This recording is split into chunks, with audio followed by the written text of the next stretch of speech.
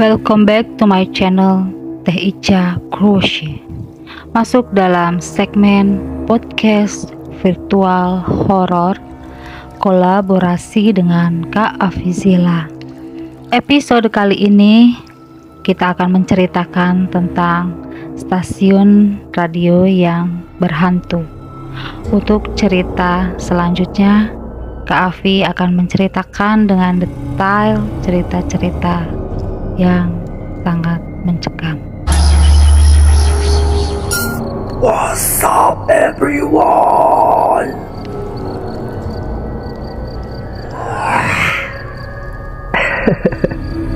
Opening gue kayak gitu ya, serem gak sih? Masih oke lah. Oke teman-teman, kali ini gue ada cerita ya. Jadi ceritanya itu gue dapetin dari temen gue yang dia itu joki di salah satu radio. Jadi dia itu joki di situ tuh sendirian. Dia tuh pokoknya mulai manajemen dan sebagainya dia itu sendiri yang urus gitu di stasiun radio itu. Nah dia itu ya lagi ngopi di warung, lagi nongkrong gitu. Terus kebetulan gue juga waktu itu ke warung, dia lagi duduk, gue duduk di situ ngajak ngobrol dia gitu ya. Biasalah basa-basi gitu. Terus gue cerita sama dia tuh, nanya-nanya gitu, ngepoin dia. Namanya itu Iwan ya, Kang Iwan. Jadi dia itu usianya kurang lebih 40 tahun lah. Dan dia itu udah lama emang di situ. Waktu gua kecil aja dia udah kerja di situ ya. Nah, jadi si Kang Iwan ini dia itu dulunya tuh cuman bantu-bantu aja gitu ya dulunya itu. Nah, kesini kan radio tuh peminatnya berkurang. Jadi makin kesini si punyanya itu udah gak mau ngurus gitu. Jadi diserahin lah sama si Kang Iwan ini. Nah, akhirnya Kang Iwan sendirilah yang urus itu. Gue nanya ke Kang Iwan, Kang, berapa tahun sih kerja di sini gitu ngurusin radio ini? Dia bilang udah lebih katanya 20 tahun. Pokoknya dia masih dari bujang gitu sampai sekarang punya anak 3 katanya. Wow, kata gue tuh. Terus selama jadi joki di sini, kan sekarang kan di sini tuh Akang kelihatannya sendirian terus ya, kata gue tuh. Ya kelihatannya sendirian katanya gitu. Oh, kata gue tuh dalam hati berarti ada temennya gitu. Nah, Kang, kira-kira ada nggak sih pengalaman horor gitu yang Akang rasain itu aneh banget gitu? Wah, katanya pengalaman horor yang aneh-aneh udah gak kehitung katanya gitu. Buset, gue pikir gila gitu, sampai gak kehitung saking banyaknya ya. Mungkin karena dia emang udah lama di situ ya. Nah, gue tanya lagi, emang siapa yang nemenin?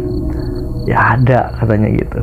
Siapa yang nemenin, kata gue gitu ya. Gitu kan, gue kan deket rumah sama stasiun radio itu. Gue gak pernah lihat dia ada temennya gitu, kecuali kalau siang gitu kan, sekali ada temennya gitu. Tapi selama ini gue gak pernah lihat dia siaran sering ada temennya tiap malam. Enggak, sendiri aja. Gue tanya, sama siapa sih? Sama cewek ya, kata gue gitu. Gue laporin lo, kata gue gitu. Enggak, katanya yang nemeninnya itu hantu. Anjir, gua kaget dengernya. Jadi dia itu katanya hampir tiap malam itu kalau kerja malam, dan emang dia kerjanya siang malam dia sendiri yang urus ya, mau siapa lagi. Jadi itu nggak ada temen gitu. Katanya kalau malam itu dia udah biasa katanya sama hal-hal kayak gitu. Terus gua tanya lagi sama dia, apa yang paling unik gitu, kata gue tuh gitu. Katanya dia pernah kejadiannya itu pas dia itu pool ya, katanya kalau malam minggu itu dia poolnya itu dari jam 8 malam itu ya, dia siaran sampai ke jam 3. Nah, di malam minggu itu dia itu nggak sampai jam 3, jam 12 tuh, jam 12 malam tuh dia katanya gak enak badan gitu. Katanya buru-buru dia pulang. Nah, pas pulang dia lupa ngematiin pokoknya siarannya tetap jalan ya gitu, mic-nya gak dimatiin, standby aja gitu kan. Kalau dia kata dia tuh kalau dia pulang gitu, si musik itu, si lagu-lagu udah aja di play gitu ya, siaran tetap jalan gitu, cuma ditinggalin. Nah, dia pulang katanya ke rumah, rencananya pagi-pagi dia mau siaran lagi, cuma waktu itu dia gak enak badan. Nah, pas dia nyampe ke rumah, di chat sama teman dia tuh yang lagi dengerin radio, katanya, "Wan, lagi siaran," katanya gitu sama temannya itu. Kata si Kang Iwan ini, harusnya iya, cuman katanya saya pulang gak enak badan, emang ada apa gitu. Kata si Kang Iwan ini ke temennya, balas temennya. Terus temennya balas lagi, "Kok rame," katanya di radio. "Rame apa?" kata si Kang Iwan, tanya lagi. "Itu kayak banyak orang," katanya gitu. "Kirain ada acara apa di radio. Kalau misalkan rame, tadinya saya mau ke situ," kata si temen si Kang Iwan itu. Si Kang Iwan aneh gitu. "Yang bener," katanya gitu. "Perasaan udah dimatiin mic-nya," katanya gitu. "Coba deh nyalain radio," katanya gitu, "dengerin." Nah, si Kang Iwan dengerin. Iya, katanya kedengeran ada suara kayak orang-orang lagi ngobrol gitu ya, beberapa orang lah, nggak sendirian, beberapa orang, cuma nggak jelas obrolannya itu kayak gimana gitu. Kang Iwan dengerin tuh, ini nggak bakal bener katanya gitu, takut ada maling. Nah, terus si Kang Iwan tuh manggil itu ponakannya, 2 motor waktu itu, katanya dia takut maling, takut beneran maling. 2 motor berempat ke stasiun radio. Pas ke stasiun radio, ya lihat semuanya baik-baik aja dan gak ada apa-apa. Nah, yang bikin uniknya itu jadi kejadian itu didengerin, ketahuan sama banyak orang. Soalnya lagi orang pada begadang gitu ya, lagi dengerin radio, dan mereka denger gitu, yang lain juga denger suara itu, orang-orang yang ngobrol itu ya. Gue perlu jelasin ya, biar kebayang juga sama kalian, kalau stasiun radio ini itu bagian dari rumah yang gede. Nah, rumah ini yang gue tahu udah 30 tahun lebih itu nggak diisi, udah ditinggalin sama yang punyanya. Yang punyanya itu di luar kota. Yang ngurus tempat itu cuma si Kang Iwan doang. Si Kang Iwan juga nggak ngurusin rumah, cuma ngurusin stasiun radio itu sendirian. Dan rumah itu udah nggak terawat.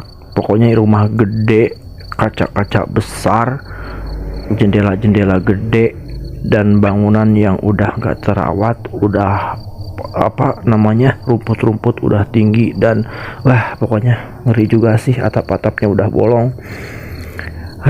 Banyak juga masyarakat sekitar ya, bahkan teman-teman gua yang orang sini ngelihat kejadian-kejadian aneh gitu, semacam penampakan kayak Niskei, kuntilanak, dan lain-lain.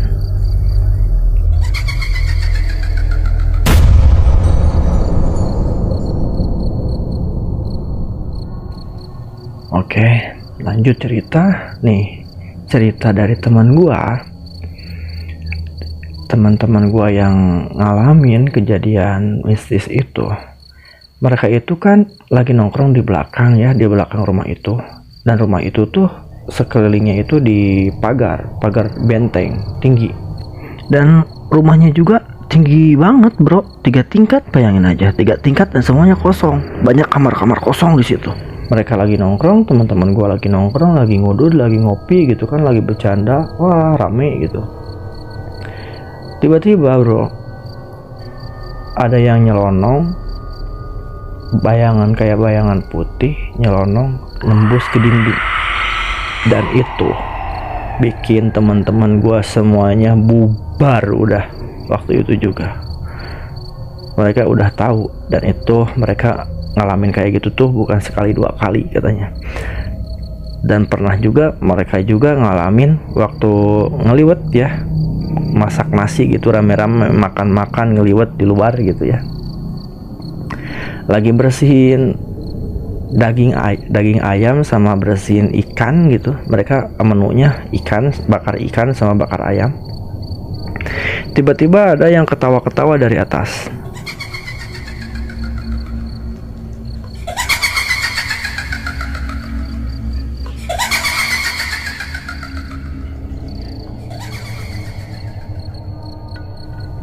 Ya bubar udah, kalau udah kayak gitu bubar udah.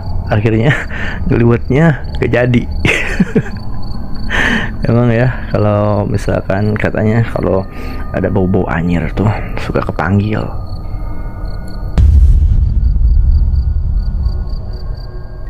Dan ada lagi bro ceritanya.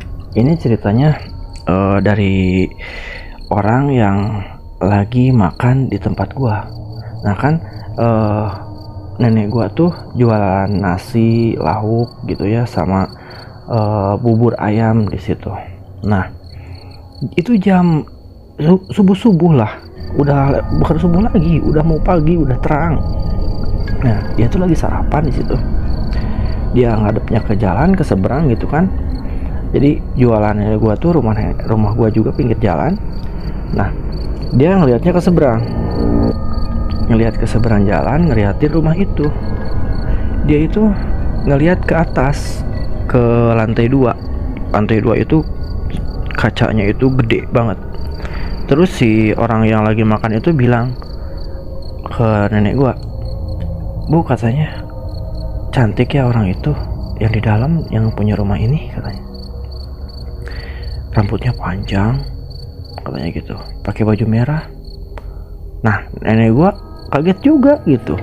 "Lah," kata nenek gua tuh, "ini nggak ada orang yang ngisi loh di sini," kata nenek gua tuh gitu. Langsung tuh siang lagi makan, langsung dia juga ngerasa kaget, aneh mungkin ya, nggak ada orang tapi dia ngelihat ada sosok cewek di situ, baju merah ya, gaun merah gitu, rambutnya panjang, dan katanya cantik. Cantik. Dan si orang yang ngelihat itu, dia bilang itu dia berdiri di depan jendela dari dalam gitu. Cuman karena emang udah terang jadi kelihatan katanya gitu. Cuma ya tetap aja ya, walaupun cantik ya tetap aja itu Miss K kuntilanak. Dan gua nggak tahu sih itu bener apa enggak. Itu nggak tahu supirnya emang lagi ngantuk apa gimana, gua nggak tahu. Yang gua tahu si supirnya waktu itu cerita ya, ada gitu kejadian mobil pick up sampai kebalik. Dia banting setir, ngepot langsung kebalik. Untungnya itu kejadian dini hari. Ada sekitar jam waktu itu kurang lebih jam 3-4 lah, jam 3-an mungkin ya. Jadi jalanan kosong. Nah, waktu itu gue lagi tiduran sampai kedengeran gitu suara gitu kan, suara slip gitu. Nah, gue bangun, gue lihat, terus orang-orang pada nanyain kenapa gitu ya, sampai kayak gini. Itu insiden sendirian, dia sendirian gitu. Nah, pas ditanyain ke si supirnya, kata si supirnya tuh dia ngebanting setir soalnya ada yang nyebrang, dan itu sosoknya yang tadi dilihat, yang gaun merah itu.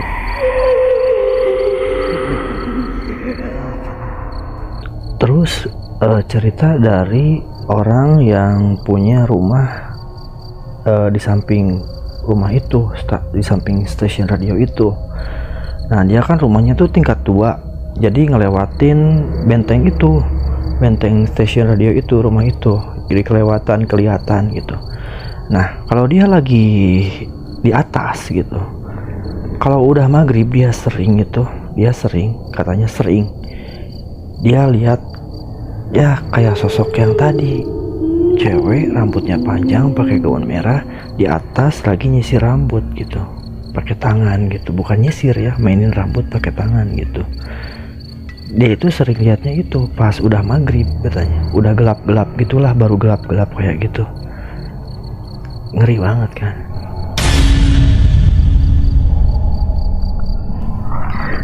Gua pribadi ya, gua sendiri, gua pernah masuk ke ruangan itu dulu. Pas gua ya sama si Kang Iwan ini, gua masuk ke dalam.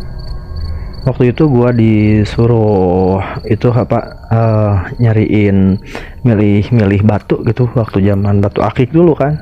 Nah di dalam itu, di atas itu banyak ada tembok lah, ada tembok yang pakai hiasan batu-batu bagus kayak gitu, batu-batu bisa bikin buat batu akik itu. Nah gua naik ke situ bareng ke dalam, lihat-lihat, anjir bener bro, kondisinya dingin banget, lembab. Terus gua yang paling gua ngeri itu ya, ada satu ruangan kamar itu kasurnya ditutupin pakai samping, terus ada lampu gantung yang dari entah kayu entah bambu gitu, pokoknya dianyam gitu. Dan gua kebayangnya tuh pas di sampingnya ranjang itu ya, samping kasur itu kaca gede banget anjir. Gua gak bisa lama-lama tuh di dalam situ, gua langsung aja ke atas. Jadi gua nyari batunya tuh di luar, di atas, tapi di luarnya gitu, hiasan dinding gitu. Dan ada lagi cerita tetangga rumah itu juga ya, tetangga stasiun radio itu. Jadi sebagiannya itu ada di kamar-kamar yang jendelanya itu dari luar gitu ya, kelihatan. Kamar-kamar dari luar tuh kelihatan, jadi jendela kamar gitu dari luar tuh, dari dinding tuh berhadapan gitu sama tetangganya, sama rumah samping itu. Nah katanya dia sering ada sosok yang nongol wajahnya dari jendela kamar itu, dan entah itu apa. Kita balik lagi ke cerita si Kang Iwan. Nah si Kang Iwan ini sering banget katanya ngalamin hal-hal yang ganjil gitu, terutama kalau dia nginep di studio gitu ya. Nah dia sering katanya kalau dia tidur di situ, di studio itu, kayak ada orang yang nemenin dia gitu. Seperti kayak dia lagi tidur itu, tiba-tiba pintu studio itu buka nutup sendiri. Dan itu gak sekali katanya gitu, kayak orang bolak-balik aja gitu. Tapi dia udah cuekin aja lah, biarin aja katanya, selama nggak bikin masalah ataupun hal-hal yang bikin celaka gitu. Nah dia cuekin aja, dia pura-pura tidur aja, pura-pura nggak nyadarin hal itu. Terus kayak dia lagi siaran, pulpen itu muter sendiri, ada yang muterin gitu pulpen. Dan itu Kang Iwan itu anggap itu biasa aja, udah biarin aja. Sampai pernah kejadian dia itu lagi siaran, dia buru-buru bikin kopi gitu ya, bikin kopi. Jadi waktu itu emang yang gue tahu itu dapurnya itu agak ke belakang ya. Nah dia nyeduh kopi di belakang, buru-buru lagi balik, dia lupa ketinggalan kopinya, buru-buru balik lagi ke studio siaran lagi. Beberapa menit lah dia mau ngambil lagi kopinya, pas dilihat itu kopinya itu udah tinggal setengahnya. Kata si Kang Iwan, entah dia lupa bikin kopinya nggak sampai penuh, entah ada yang minum. Tapi seingat dia bikin kopi itu udah pas 1 gelas, tapi tinggal setengahnya.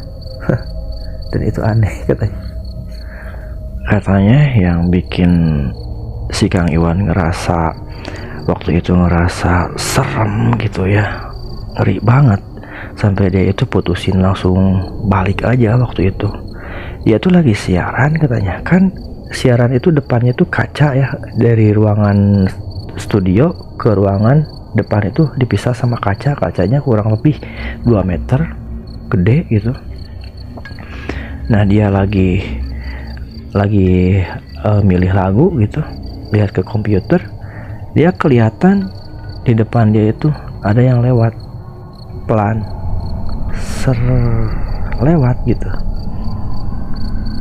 Dan sosoknya itu cewek, rambut panjang, baju putih, dan kucel. Makanya pas gua tanya si Kang Iwan, Kang, kalau siaran tuh sendirian apa ada yang nemenin gitu? Makanya dia jawab, aku tak pernah sendiri.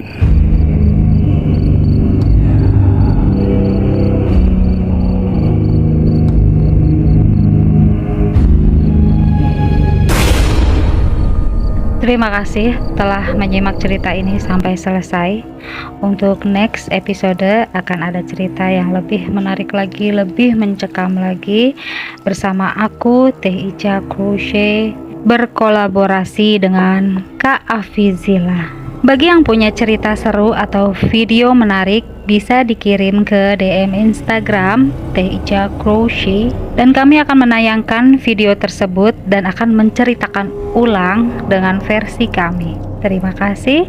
Jangan lupa untuk subscribe channel ini, dan jangan lupa untuk komen untuk jejak persahabatan kita, like lalu share video ini.